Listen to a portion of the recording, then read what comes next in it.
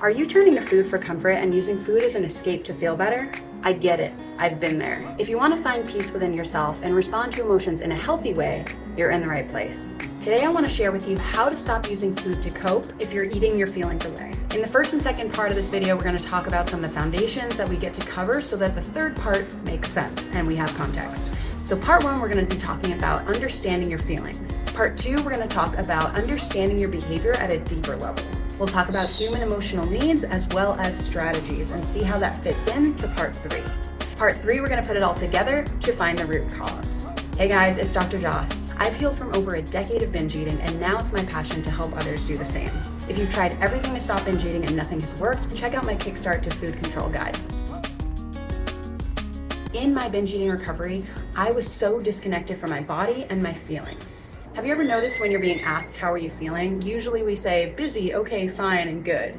What about you? What do you normally say when someone asks you how you're feeling? Comment down below your answer, I'm curious. When you binge, do you ever feel like you're out of your body or blacked out unconsciously until you come to? We have become so disconnected from our bodies. So the question is, why do we leave our body in the first place? We'll talk about this a little more later on, but we leave our body because we don't feel safe to feel the painful feelings that we experience in our body. So subconsciously, we're gonna do behaviors in order to escape those feelings. We're gonna do everything we can to keep disconnected from the body because it doesn't feel good inside. So naturally, we are going to escape. So what's important here is that we start to sense specific emotions. So often we will say, I'm anxious, I'm stressed, I'm overwhelmed.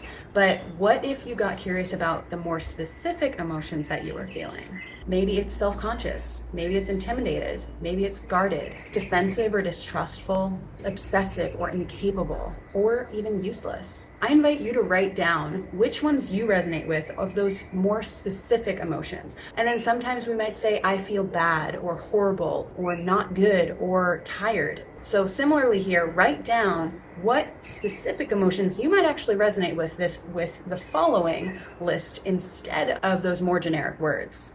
Maybe it's unworthy, maybe it's lonely, disconnected, lost or attacked or withdrawn. Maybe there's a sense of rejection or helplessness, directionlessness, discouraged, even disappointed or ashamed. I know that when I was going through this, I felt so many of these emotions, but I didn't really realize that those were the emotions until I got specific. I actually used to use a feelings list every time I journaled to really sense into what those specific emotions were, which will really help us in part three. So hang on to these notes that you've got taken down. Similarly, when we say I feel frustrated or irritated, let's see if we can get more specific here as well. Maybe there's jealousy. Maybe there's a sense of criticalness, rejection, resentfulness, invalidation, bulldozed or bullied, shut down or inferior, trapped, controlling, bitter, offended, or even attacked. All right, so take all those notes, we're gonna use them in part three. The next part of my binge eating journey was that I needed to understand my behavior at a deeper level. A key concept that I need to bring up here is the concept of the grown-up child.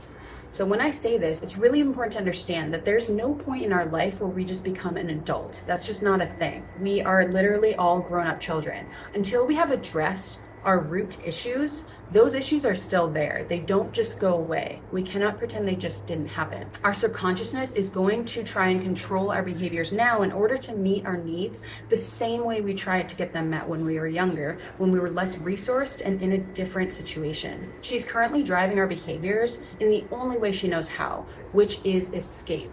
Until we provide her with her emotional needs, she's going to keep showing up in this way because that's the only way she knows how to get that emotional need met of safety, security, comfort, and security. The four key emotional needs that you have got to know, really, really important, is the following. The first one is safety. The second one is variety. The third one is love and connection, and the fourth one is significance. These are things that all of us need as humans. These are the four key human emotional needs. We need to have them get met, all of us. So we're gonna try and get them met the way that we know how. There are ways that we did this as a child because our caregivers couldn't provide us our emotional needs 100% of the time. They did the very best they could with the knowledge and resources that they had at the time, but it wasn't 100% all the way going to provide us those human emotional needs. So now we have to talk about the strategies, how we get our emotional needs met. The strategy we'll talk about today is escape. We're going to talk about escape today because that is what binge eating is. It is a way to escape being in the body. It is a way of numbing. It is a way of avoiding. Other forms of escape are perfectionism, high distractibility, procrastination, avoidance, numbing. Could be overwatching Netflix. It doesn't matter. Maybe you're binging on podcasts. It doesn't matter what it is. The need you are trying to get met with escape is safety. So which forms of escape that I mentioned are ones that you resonate with? Comment down below, I'm curious. So like I said, we are all grown-up children. Our caregivers did the very best they could with the knowledge and resources that they had, but it wasn't 100% of the time going to meet our emotional needs. So now it is our responsibility. We are no longer going to escape. We now have more resources. We are now in a different context. So we can provide ourselves with that emotional need without having to use those behaviors like binge eating to escape, to meet our need of safety. Because that child, that inner child, the one that we are now just a grown-up version of her, we haven't changed that behavior. That's why we're still binging. That's why we're still escaping. She is controlling your behaviors in order to get her need met of safety. And until we provide her with that human emotional need of safety, she's going to keep trying to get it met the only way she knows how, which is escape. So let's put it all together. This is the third point here. I needed to get to the root cause of what I was using food to cope with. So the acronym that I want to teach you today is STEBO, S-T-E-B-O. This is how we can figure out where the behavior is actually coming from.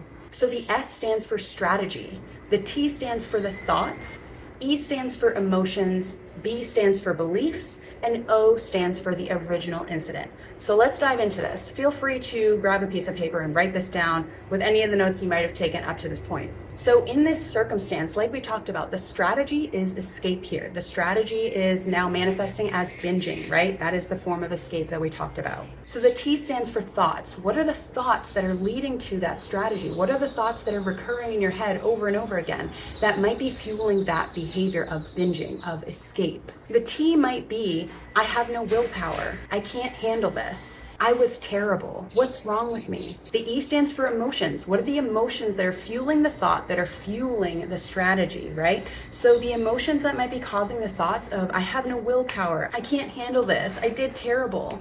What's wrong with me? So the emotion might be doubtfulness, incapability, unworthiness. This is where the specificity of emotions comes in handy. We can't just use the more generic words of anxious, overwhelmed, horrible, bad. We get to be really specific because this helps in this process to get to the root here. So the emotions lead to the thoughts that lead to the strategy, all right?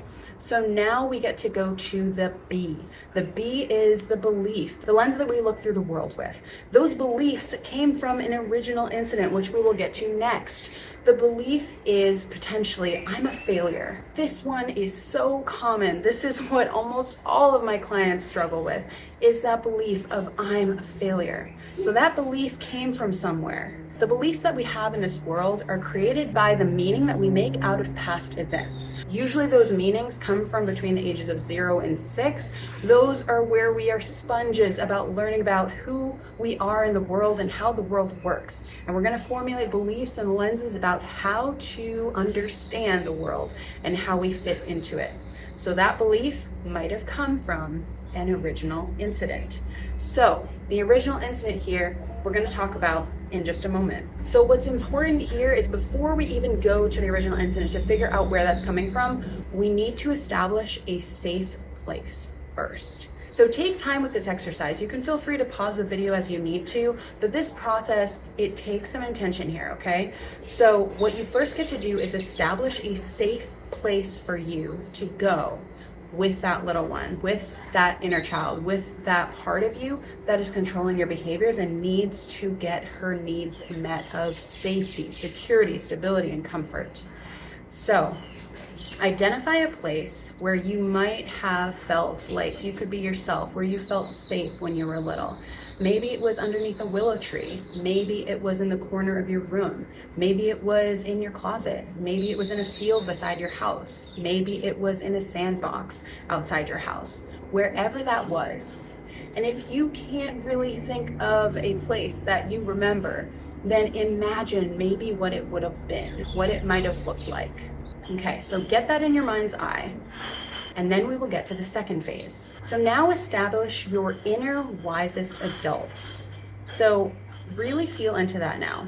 So What is the inner wisest adult in you like? So that we can use her in this practice. Now we get to ask, what is the age of the part of you that believes I'm a failure? Maybe she's 4 years old.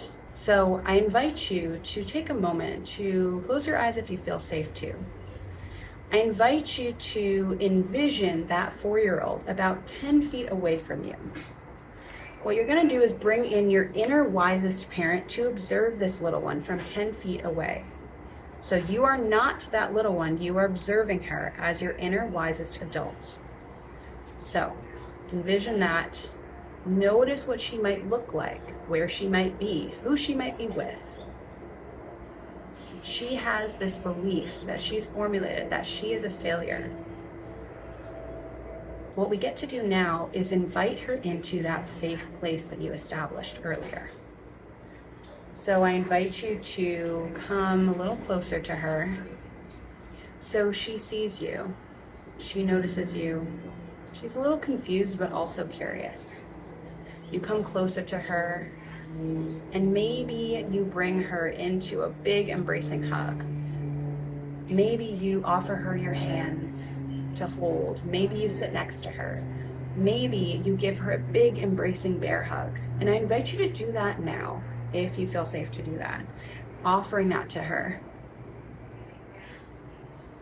And then bring her into that safe place that you established a little bit earlier. Bring her into that place. If you want to pause this video or take your time with it, then do that. And then you can come back and unpause for the rest of it. And you get to say to her, I've got you. I'm here now. You're safe with me. This is your inner wisest adult talking to this little one. If you'd like to be guided in this process, you can click the link down below in order to be guided through this in an intensive one-on-one session with me so that we can get really personalized with this, so you can get this down. You can click the link down below to sign up for a one-on-one intensive session with me. So remember, identify the emotion, identify the beliefs, and use that simple process in order to get to that root cause. So I hope this was helpful. If it was, give it a thumbs up and be sure to subscribe. I believe in you, and I will see you in a couple weeks.